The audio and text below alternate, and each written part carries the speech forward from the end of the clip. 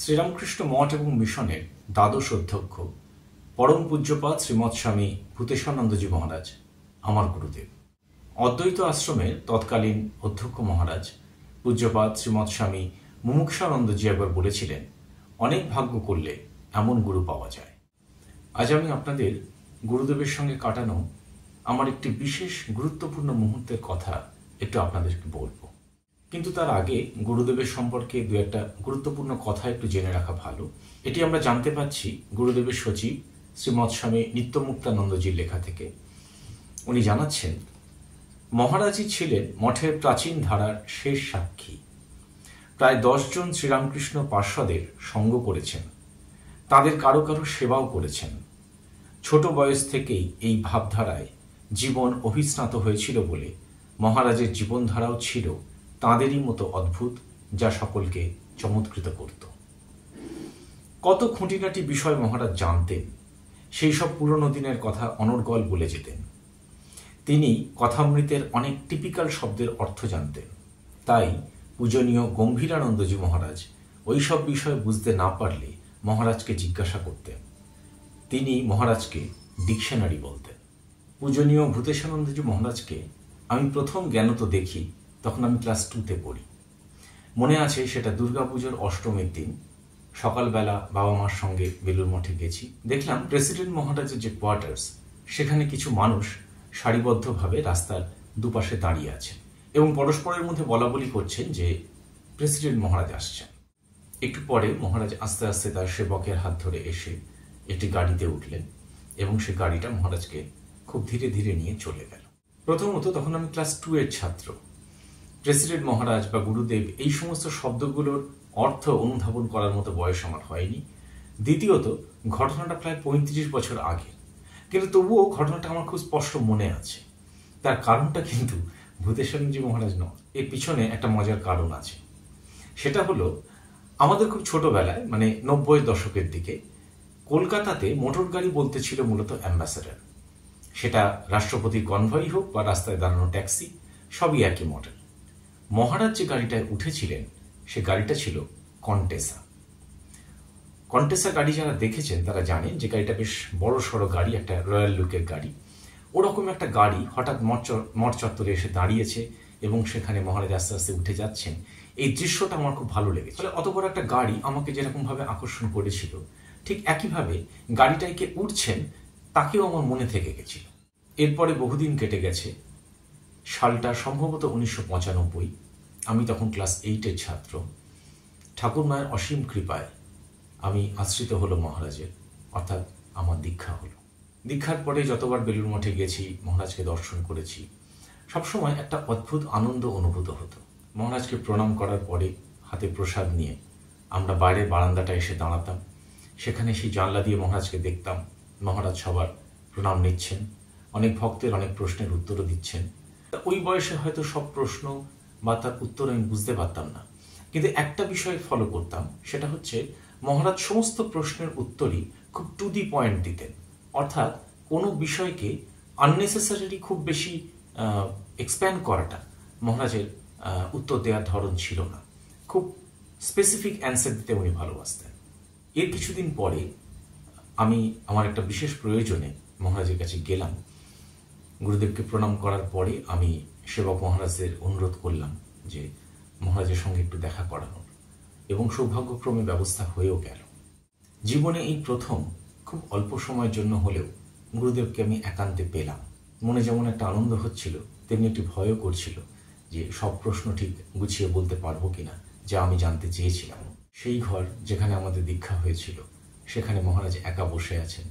আমি প্রবেশ করে মহারাজের পায়ের কাছে বসলাম, তাকে প্রণাম করে আমার প্রশ্নগুলো নিবেদন করলাম। তিনি তার উত্তর দিলেন। একদম শেষের দিকে আমার খুব ইচ্ছা ছিল যে ধ্যানের ভঙ্গিমা, ধ্যান কি করে করতে হয়, আমি একটু মহারাজের কাছ থেকে বলা ভালো ভেরিফাই করে নেব। আসলে হয় কি, খুব ছোট বলতে আমি তখন ক্লাস 8-9-এ পড়ি, স্কুলের স্টুডেন্ট। তো ছোটবেলাতে আমাদের স্কুলে শরীর শিক্ষার বিভিন্ন ক্লাস হতো, সেখানে বিভিন্ন আসন দেখানো হতো। এছাড়া ছোটবেলাতে ওই সচিত্র বিবেকানন্দ যে স্বামীজির যে বাচ্চাদের বইটা, সেটা পড়েছিলাম। সেখানে স্বামীজিকে বিভিন্নভাবে ধ্যান ভঙ্গিমায় দেখেছিলাম বিভিন্ন ছবিতে। তা মনে খুব উৎসাহ ছিল যদি ওইভাবে ধ্যান করি তাহলে কেমন হয়। আমার এখনো মনে আছে আমি আমার যে ধ্যানের পদ্ধতি বা যেভাবে ধ্যান করব যখন মহারাজকে দেখাচ্ছি, মহারাজ শুরু থেকে শেষ পর্যন্ত পুঙ্খানুপুঙ্খভাবে খুব কনসেন্ট্রেশনের সঙ্গে আমাকে আপাদমস্তক লক্ষ্য করলেন। আমার পুরো ডেমনস্ট্রেশনের শেষে উনি আমাকে একটা প্রশ্ন করেছিলেন, কিন্তু সেটা পরে আসছি। এবার একবার চিত্রটা মনে মনে কল্পনা করুন। একটা ক্লাস 8-9-এর ছেলে, সে বসে আছে, তার অপোজিটে বসে আছেন তার গুরুদেব, the president of Sri Ramakrishna order. উনি কিন্তু কোথাও আমাকে একবারও ইন্টারাপ্ট করলেন না, কোনো জ্ঞানগর্ভ উপদেশ দিলেন না। পুরোটা দেখার পরে উনি আমাকে শুধু একটা প্রশ্ন করলেন, তোমার কষ্ট হবে না তো? এই কষ্ট হবে না তো, এই কথাটার যে কি মহিমা, কতটা স্নেহ মিশ্রিত ছিল, সেটা আমি ঠিক বলে বোঝাতে পারবো না। তখন মনে প্রচণ্ড আনন্দ, কারণ আমি আমার ধ্যান করার পদ্ধতি গুরুদেবকে দেখিয়েছি এবং গুরুদেব সেটা অ্যাপ্রুভ করেছেন। মানে একটা অদ্ভুত কনফিডেন্স, অদ্ভুত আনন্দে তখন মনটা ভরে আছে। আমি বললাম যে না না গুরুদেব, নিশ্চয়ই পারবো, আপনি আশীর্বাদ করুন। বলে আমি প্রণাম করে বেরিয়ে এলাম। সেটাই আমার জীবনের প্রথম এবং শেষ গুরুদেবের সঙ্গে একান্তে কিছুটা সময় কাটানো। কিন্তু এই তোমার কষ্ট হবে না তো, এই কথাটার মধ্যে কতটা স্নেহ ছিল এবং সেটা কতটা বাস্তবিক মানসিকতার ছিল, সেটা যত বড় হয়েছি, বুদ্ধিটা যত পরিণত হয়েছে, তত আস্তে আস্তে অনুভব করতে শিখেছি।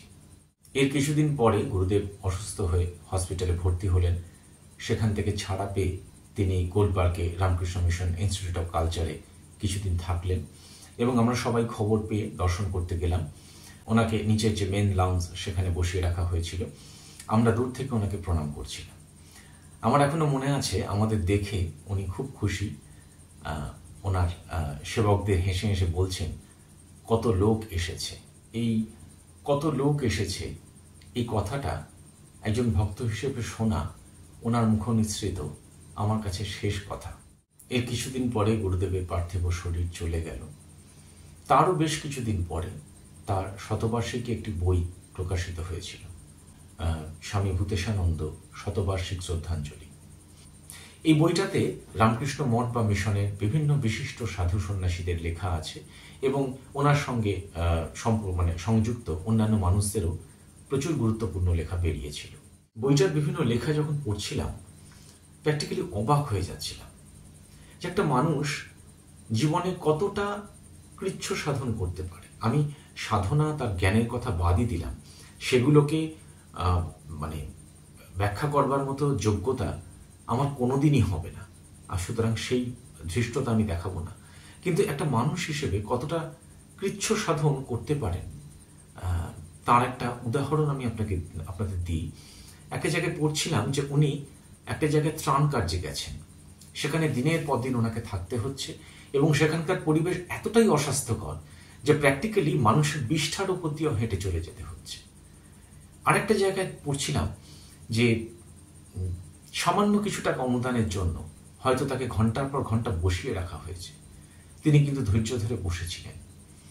এবং এই ঘটনাগুলো যখন পড়ছিলাম তখন আমার ওই ঘটনাটার কথা মনে পড়ছিল। একটা সামান্য কারণে আমি একটা বাচ্চা ছেলে, সে একটা ধ্যানের ভঙ্গিমা দেখাচ্ছে, তাকে বলছেন তোমার কষ্ট হবে না তো। আসলে পরে বুঝেছি যে যার দায়িত্ব তিনি নিয়েছেন, আমি তার শিষ্য, তাঁর সাধন পথে যেন কোথাও কোনো অসুবিধা বা ব্যাঘাত না ঘটে, সেদিকে তার সজাগ দৃষ্টি ছিল। এবার একটা খুব ইন্টারেস্টিং ঘটনা বলে আজকের পর্ব শেষ করি। মহারাজকে একজন ভক্ত প্রশ্ন করছেন, ভূতেশ মানে কি? গুরুদেব ব্যাখ্যা করছেন, ভূতেশ মানে যিনি সমস্ত প্রাণীর নিয়ন্ত্রণকারী, সমস্ত প্রাণীকে নিয়ন্ত্রণ করছেন যিনি। ভূতি স্থিত আসৌ আনন্দ ইতি ভূতেশানন্দ।